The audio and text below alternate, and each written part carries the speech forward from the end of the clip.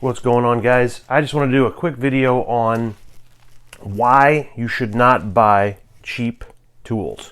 And I wish I was doing this as like an educational thing, like I made a good decision and I'm just going to go out here and try to help you guys. But in reality, these are the mistakes I made myself. And these two things they're pretty critical. I started buying tools for my shop a couple years ago, and I would buy things on eBay, Amazon, and just the price wasn't always the motivator, the be all end all, but it was definitely a factor, and I did lean towards the cheaper products. And I found you don't have to get the most expensive ones either, but at this point, I would say pick one in the middle, and you'll be happy both with quality and with the overall result and the amount you've spent. You know, you can spend a lot on certain things. Like, this is the best example I can give you, is these are string action rulers. These measure the height of your guitar strings, and it's got metric, it's got imperial, it's got all the key measurements, you know, relief and string height at the first string, you know, for your nut slots, and the string height down at the bridge at the 17th slot, etc. They're all pretty much the same. However, and I'm going to use the other tool to illustrate this. When I've used these for about 3 months, didn't even think about it, okay? And then I got this caliper, and I go to measure, and I don't know if you can see this on camera, and I apologize for the light. Let me see if I can put some more light on this. Hold on 1 second.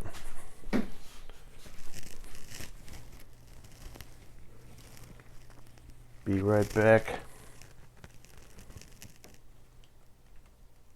Yeah, that doesn't help.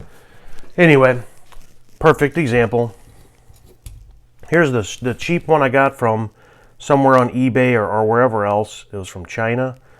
There's a mark down here of 4/64ths. And when I measure it, it comes out, it's a 64th of an inch off. I cannot believe it. Which doesn't sound like a lot, but when you're talking about string action, that's huge. Like completely off. I'm sorry, it was 2/64ths off. This measures out.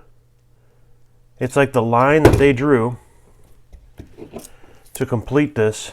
The line that they drew was at the bottom right here, and there's this gap of metal.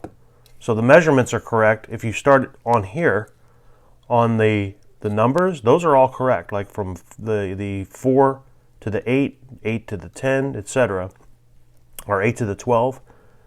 Those are correct, but there's this gap of metal right down here at the bottom, which, you know, if you're looking at a ruler and you're in preschool, who cares? But if you're looking at a guitar and you're setting the action, this is completely wrong, a complete waste of money.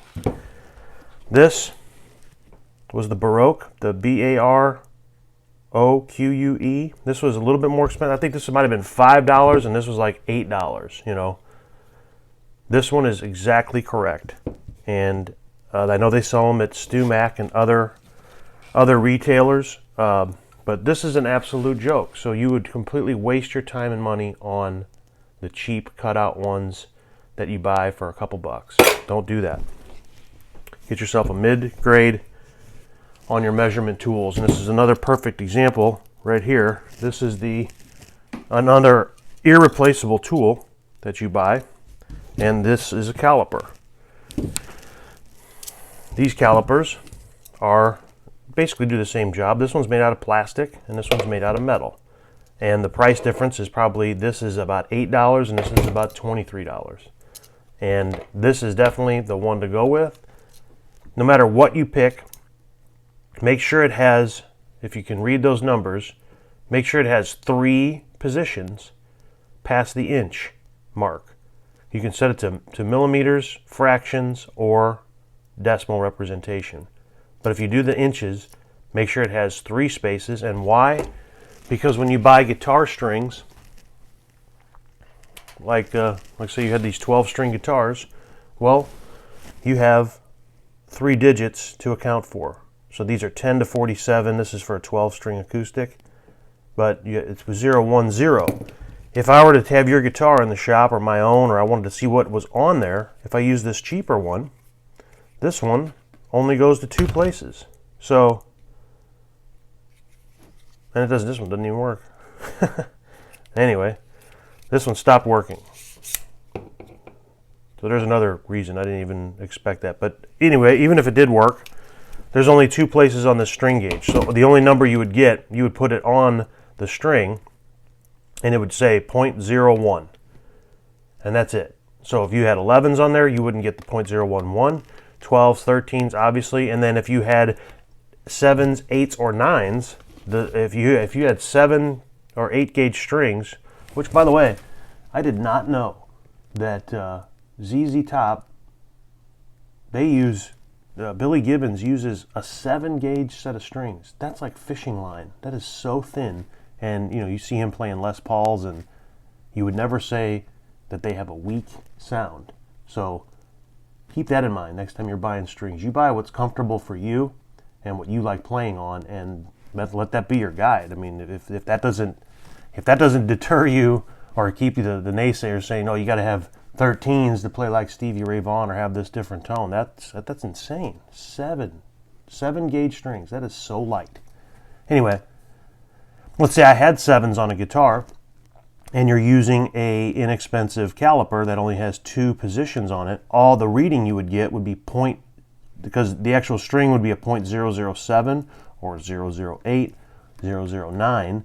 That third digit is what you need to see in order to determine which gauge of strings you have on there. So all you would get is a 0 reading on this cheaper plastic caliper. Whereas this one, it's stainless steel. It's not that much more expensive. So this wasn't like $100 or anything like that. This is just a really good, just make sure it says, make sure it's metal, and make sure it has 3 positions to measure accurately. When I got this one in, it actually made me question, because I kept looking at the lines on here. I'm like, that just cannot be right. And if you look at this one, I'm sorry, you can't see it on here. I got to get a better camera.